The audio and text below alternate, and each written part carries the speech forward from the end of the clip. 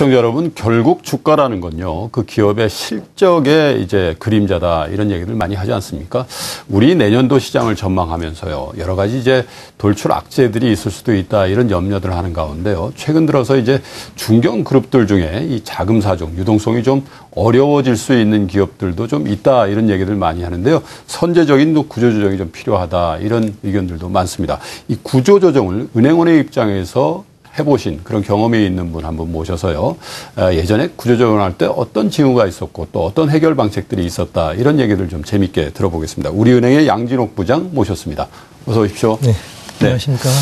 자, 은행 그 업무를 보시면서 굉장히 바쁘실 텐데요, 부장님. 그 구조조정에 대한 실무에 관련된 책을 내셨더라고요. 네. 그래서 좀 특이하다 싶은 생각이 좀 들었는데, 어떻게 그런 책을 또 바쁘신 가운데 출판하시게 되셨습니까? 네.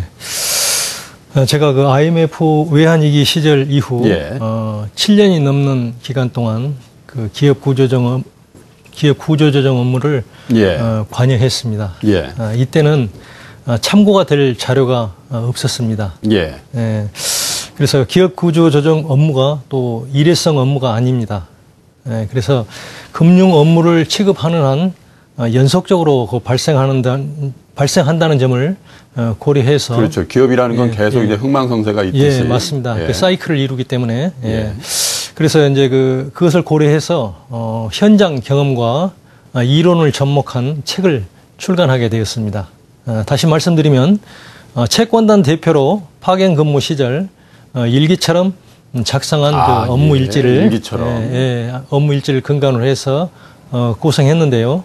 그 내용을 보면 채권단과 본사 그리고 생산 현장에서 발생하는 그 주요 문제점들의 생생한 그 솔루션을 제가 담았습니다. 그러면 저 우리은행에 계신데 이 우리은행 후배들이나 아니면 이 후임자들한테 이렇게 매뉴얼로 극비 노하우가 있을 텐데 그걸 주시지. 이게 출판까지 해서 이렇게 다른 은행원들도 보면 이 노하우가 전수돼서 뭐 크게 보면 좋습니다만은 우리 은행 입장에서는 손해 본다는 느낌도 드는데요. 물론 그런 생각도 했습니다만은 어쨌든 그 금융권에서 전체적으로 이 업무를 해야 되기 때문에 업무를 해보지 않으면은 당황하게 됩니다. 그래서 이 책을 낸 겁니다. 그렇군요. 하기야 뭐 우리은행이라는 것이 뭐 어떻게 보면 그 정부 지분을 이제 대주주로 갖고 있는 그 은행이다 보니까 우리 국민들의 은행이다 이렇게 생각할 수도 있는 부분이 있는 것 같긴 합니다. 자, 책을 제가 다 읽어보진 못하고요. 일부 이렇게 쭉 발췌해서 읽어보니까 첫 번째는 이제 대표적인 사례를 들어서 이 구조조정 실무를 쭉 이렇게 어떻게 해왔는지를 쭉 기술하셨던 부분이 있더라고요. 그 예를 좀 재밌게 설명을 한번 해보시면 어떨까 싶습니다. 제가 그 파견을 제가 2000년도에 그 파견 나갔던 업체인데요. 2000년이라는 게 이제 IMF 지나고 IMF에 막 지난 2년쯤입니다. 그때 당시에 그 잠깐 파견 나갔다가 관리의 기초를 수립해 놓고 복귀했습니다. 복귀하고 나서 몇 년이 지난 다음에 회사가 어려워지면서 제가 다시 은행에 부름을 받고 부도 4개월 전에 제가 부임을 했습니다. 부도 나기 4개월 전. 이미 그때는 은행에서 볼 때는 이제 부도로 가는구나 이렇게 본 거네요. 채권단에서 다 포기를 한 상태였습니다. 근데 그러니까 예전에 이제 뭐랄까 이렇게 기초를 세워놨는데 그래도 경영진이 이렇게 제대로 경영을 못 해가지고 이제 정말로 극약 처방을 해야 될 때 구원투수로 소방수로 딱 투입이 되신 거네요. 그렇습니다. 그래서 제가 그 부임 당시의 상황을 말씀을 드리면은 임직원들의 그 상여금을 반납한 상태였고 또 연월차 수당도 반납한 상태였고 학자금 중단도 돼 있었고 직원들이 그 워크아웃을 시작하면서 계속 그 급여가 동결이 돼가지고 고통 속에서 살고 있었습니다. 그래서 그 당시 그 부임 당시에 회사 경영과 문제점들을 제가 쭉 점검을 했습니다. 그래서 5가지로 요약을 할 수가 있었습니다. 어떤 거가 그 첫 번째는 그 업종 사용화에 따른 그 주력 제품의 판매 부진을 들 수 있습니다. 장사가 잘 안 됐다는 얘기죠. 장사가 안 됐습니다. 이미 이 주력 제품의 그 글로벌 시장은 디지털 시장으로 변화하면서 회사 존립을 위해서는 신속한 M&A가 요구되는 그런 상황이었습니다. 예. 그다음에 두 번째는 경쟁업체 간의 그 출혈 경쟁이 굉장히 심화되는 상황이었습니다. 예. 주력 제품은 그 공급자 간의 경쟁력 심화로 인해서 일본과 같은 선진국 시장에서는 자가 생산 비중을 축소하거나 또는 중단하고 OEM 판매를 확대하는 그런 상황이었습니다. 이미 철수하는 업종이었다. 이런 얘기인데. 철수하는 업종이었습니다. 그렇군요. 그래서 이러한 그 선진 업체의 시장 철수 기회를 맞아서 국내 업체는 점차 그 수주량이 증가하는 상황이었습니다. 반사이익을 얻고 있었던 상황이었습니다. 그래서 그런 현상을 잠깐 보이다가 IMF 그 외환위기를 정점으로 해서 그 환율 변동과 또 국내 업체 3사 간의 출혈 경쟁으로 인해서 판가가 급속한 하락을 기회가 보였습니다. 왔는데 너무 이제 경쟁이 심해지다 보니까 오히려 그게 위기가 된 상황이에요. 그러니까 IMF 위기 때는 환율이 높으니까 수출하는 업체에서는 상당히 유리한 입장이었거든요. 그렇죠. 그래서 이제 그런 상황에서 국내 3사 간의 그 출혈 경쟁이 굉장히 심화가 돼서 판가가 급속히 하락을 보였습니다. 그래서 제품이 안 팔리니까 그 월간 매출액을 훨씬 초과하는 그 재고 자산을 가지고 있었습니다. 거의 2배가량의 재고 자산을 가지고 있다 보니까 현금 흐름이 악화될 수밖에 없었습니다. 창고에 쌓여 있으니까. 그렇습니다. 그래서 유동성 악화 주요 원인이 되었던 것입니다. 세 번째는 신제품 개발과 판매가 부진했습니다. 유동성 악화가 되다 보니까 생산 시설에 시설 투자를 할 수가 없었습니다. R&D에 이제 돈을 못 쓰는 맞습니다. 거죠. 그래서 시설 투자가 묶이니까 제품 가격과 품질이 경쟁사 대비해서 열세에 있었습니다. 열세에 있다 보니까 그런 열세에 있었고 또 연구개발 인력이 이탈하기 시작했습니다. 그러니까 이 R&D R&D 투자가 없고 또 연구개발 인력이 이탈이 되니까 품질 개선이 더디게 진행이 됐던 것입니다. 핵심 인력들은 또 경쟁사라든지 또 타업종으로 이제 가버리고요. 그 다음에 어떤 거가 있었나요? 그 다음에는 이제 네 번째는 그 노조에서 인력 구조 조정에 반대를 하고 있었습니다. 머리 아팠겠어요. 장사도 안 되고 인력은 나가는데 인력 구조 조정은 또 노조에서 반대하고. 그래서 그 회사 경영 환경과 여건상 대규모 구조 조정을 단행하더라도 생존하기가 불투명한 어려운데. 그런 상황이었습니다. 그런데 경영진을 포함한 그 공장장의 의견은 더 이상의 인력 구조 조정을 한다면 가동을 시킬 수 없다. 공장 세우겠다. 공장을 세울 수밖에 없다는 주장이었습니다. 또 노조위원장은 전적으로 경영진이 경영을 잘못한 책임이 크다면서 반발을 했습니다. 그러면서 경영진의 퇴진을 요구하고 있었습니다. 그러면 이제 선장도 나가야 되고 이제 노를 잘 젓는 힘센 사공도 떠났으니까 그 배는 이제 침몰할 수밖에 없는 상황인데 결국 침몰했겠네요. 다섯 번째 이유는 뭐가 있습니까? 다섯 번째는 그 채권단에서 공동관리 그 중단 압력이 있었습니다. 사실 그 워크아웃을 시작하는 목적은 회사를 그 어려움에서 구해내서 채권단의 그 손실을 최소화할 목적으로 시작을 했습니다만 매년 거액의 적자 발생으로 인해서 시간이 가면 갈수록 채권단이 가져가야 할 몫이 계속 줄어들고 있었습니다. 따라서 공동 관리를 중단한 후에 법정 관리를 통해서 청산시키는 것이 일부나마 가져갈 수 있다. 그런 주장이었습니다. 채권단에서는. 소액주주들은 이제 다 휴지 조각이 되는 거고요. 맞습니다. 이렇게 어려운 상황 속에서 인력 구조 조정을 반대하는 대표이사를 비롯한 경영진 6명 중에서 1명을 제외한 나머지 경영진들은 다 경질을 시켰습니다. 다 바꿨습니다. 그리고 나서 직무대행 대표이사 체제 하에서 인력 구조 조정을 단행을 했습니다. 그래서 전체 387명 중에서 3분의 1을 구조 조정을 해서 내보냈습니다. 120~130명은 이제 그 퇴사를 시킨 거네요. 그렇습니다. 그래서 서울 본사를 폐쇄시키고 지방 공장으로 합류를 시켰습니다. 그리고 직무대행 대표이사를 중심으로 해서 의식개혁운동과 원가 절감 운동을 전개를 했습니다. 한편 또 외부 강사를 초청을 해서 정신교육도 같이 병행을 했습니다. 하기야 뭐 태도가 안 바뀌면은 예. 구조조정 한다고 해서 뭐 바뀌는 건 아니죠. 맞습니다. 예. 예. 그래서 그 회사는 지금 어떻게 예. 됐죠? 그래서 그 경영진들을 바뀐 경영진들 하여금 주야로 생산 현장을 순회하면서 직원들을 격려를 했습니다. 네. 직원들을 격려하고 그러면서 현장 경영에 집중시키도록 했습니다. 예.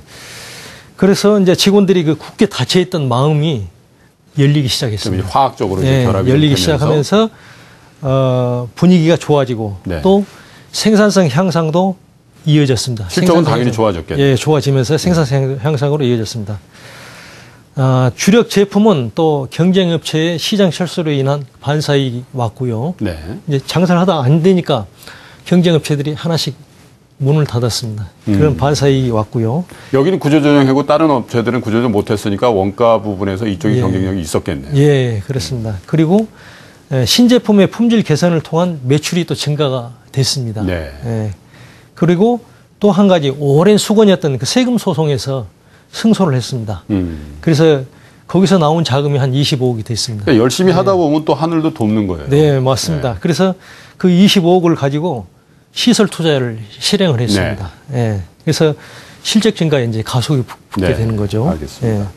그래서 그러면서 이제 손익 개선이 점진적으로 향상이 됐습니다. 당연히 뭐 워크아웃 예. 졸업했을 거고. 예. 그러니까 이제 그렇게 진전된 가운데 흑자전환의 그 계기를 예. 만들어낸 겁니다. 네. 이런 이제 경영 실적이 호조가 되니까 그동안 그 M&A 시장에서 외면시했던 사람들이 이 흑자 전환하니까 이제 관심을 갖고 네. 예, 들어오기 시작했습니다. 그래서 최종적으로 3개 업체가 경쟁을 해서 매각이 됐고요. 그래서 이제 워크아웃을 졸업해서 경영 정상화가 네. 이루어졌던 겁니다. 그렇군요. 예. 자, 이런 이제 성공 사례인데 뭐 네. 구체적으로 업체 이름을 말씀드리면 좋을 텐데 네. 이게 직접 구조조정을 하신 입장이라서 네. 그 또 현직에 또 계신 입장도 있고 해서 네. 저희가 말씀을 안 드립니다만은 네. 대충 이렇게 쭉 얘기를 듣다 보니까 네. 구조조정이라는 게 참 당시에는 예. 구조조정을 하는 분이나 예. 구조조정을 당하는 분들이나 예. 참 살과 뼈를 깎는 아픔이 있었어도 맞습니다. 이게 사실 주주 입장 또 예. 우리 시청자 여러분들이 투자자의 입장이시니까 예. 회사가 회생해서 예. 영속적인 기업으로 예. 잘 운영될 때야만 예. 이 기업의 존재 가치가 있는 거 아니겠습니까? 맞습니다. 자, 그건 성공 사례인 것 같고 예. 하시다 보면 또 아쉬웠던 사례들도 있을 예. 수 있잖아요. 예, 아쉬웠던 그런 예도 하나 좀 들어주시죠. 네. 아쉬웠던 사례는 국내 대표 기업이라고 하던 예.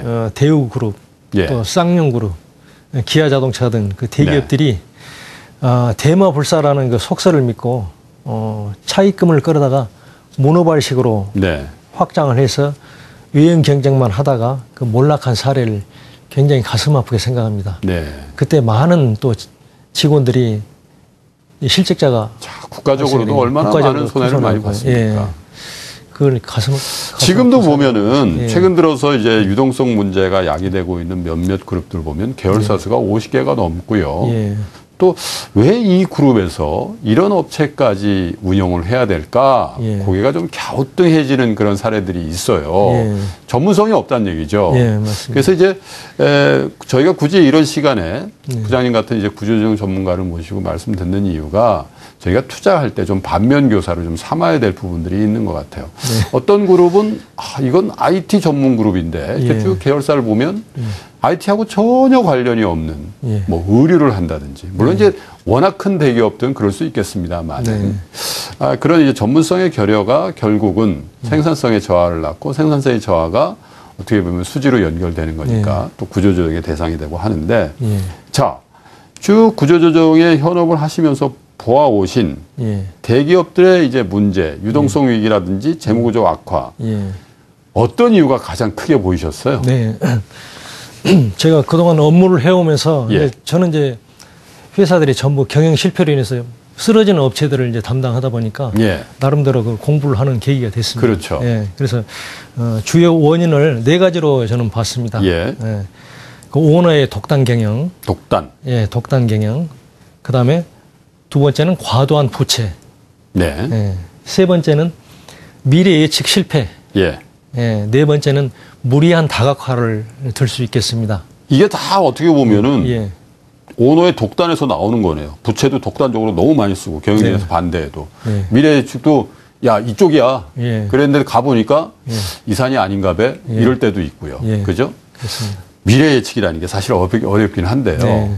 그 중에서도 예. 부장님이 보실 때 예.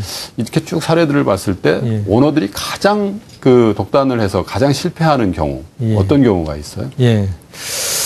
대우를 제가 예. 사례를 들어서 말씀드리겠습니다. 예. 미래 산업에 투자하기보다는 건설이나 자동차 이런 기존 사업에다가 돈을 쏟아부었습니다. 네. 예.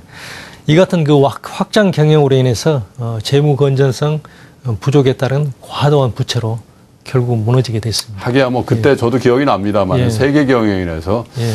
야 그때 정말 멋있어 보였어요. 네. 그때 광고 보면 징기스칸이 이렇게 유럽을 쭉 정벌하는 그런 이제 자료 한번 나오면서 네. 그때 킴키스칸이라는 얘기도 했거든요. 예. 근데 당시에 저도 기억이 납니다만은 대우그룹의 재무제표는 도대체 김우중 회장 외에는 알 수가 없다는 얘기를 많이 했단 말이에요. 네, 그게 이제 다 말이 독단인데 예.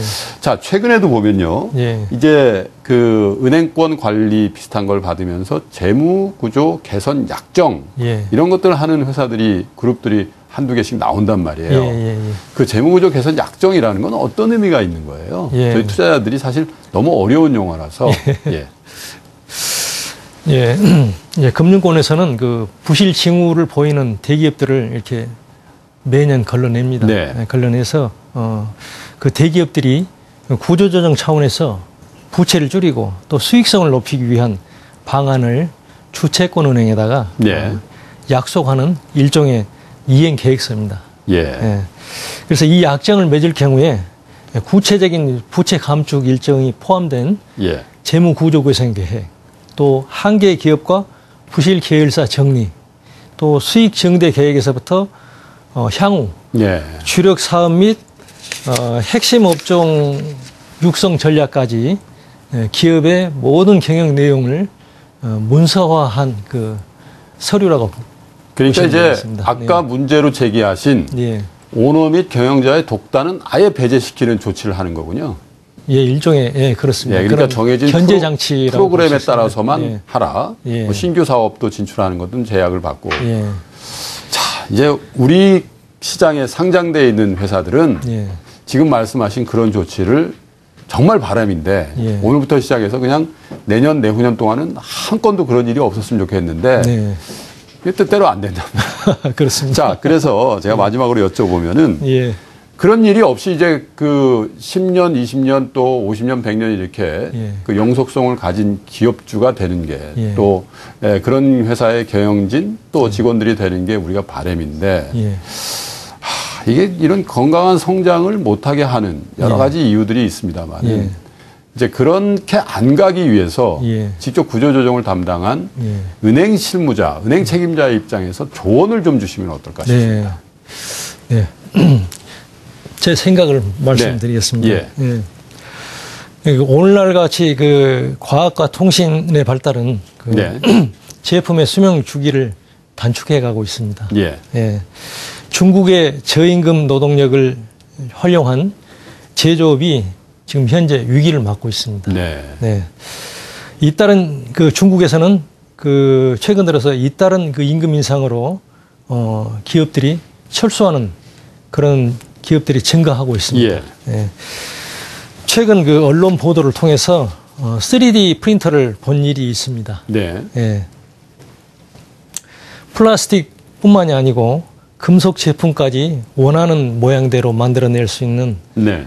그런 그 3D 프린터인데요. 네. 다시 말씀드리면은 금형이 필요 없게 된 것입니다. 네. 이 3D 프린터로 하여금. 예. 과거에는 제품을 만들기 위해서는 설계 도면을 그립니다. 예. 설계 도면을 그리고 그 도면에 따라서 금형을 제작을 합니다. 네. 그래서 그 금형을 제작해 놓고 금형을 토대로 해서 원하는 제품을 찍어내는 겁니다. 그 제품을 만들어내게 되는 겁니다. 네. 예. 근데 이 3D 프린터로 인해서 그런 그 금형이 필요 없게 된 것이죠. 그러면 그 회사들은 이제 새로운 먹거리를 못 찾으면 또 이런 구조조정의 대상이 되는 거네요. 그렇습니다. 예, 그래서 후진국의 그 저임금 노동력을 이용한 원가 경쟁력은 이제는 종말을 고할 날이 멀지 않았다는 것입니다. 네. 그래서 이제 이 3D 프린터로 생산하게 되면은 많이 생산하게 되면 제조 원가가 0에 가깝게 되는 겁니다. 네. 예. 따라서 그 고용 창출이 없는 네. 성장이 앞으로도 지속될 것으로 생각이 됩니다. 네. 예. 그래서 기업이 연속 기업으로 그 가고자 한다면은 부가가치가 높은 제품을 만들어내야 됩니다. 예. 다시 말씀드리면 성장 동력이 될 만한 제품을 지속적으로 만들어내야 된다는 이야기입니다. 예. 그렇지 못한다면 멀지 않아서 도태될 날이 그렇죠. 예. 오게 됩니다. 예. 그 외환위기 이후에 상당수 기업들은 내실을 다져가며 지금 성장을 해가고 있습니다. 예. 예. 그렇지만은 그 반면에는 구태 경영에서 벗어나지 못하고 차입을 통해서 계열사를 늘려가며 외형 성장을 추구하는 그런 오너들이 있습니다. 네. 예.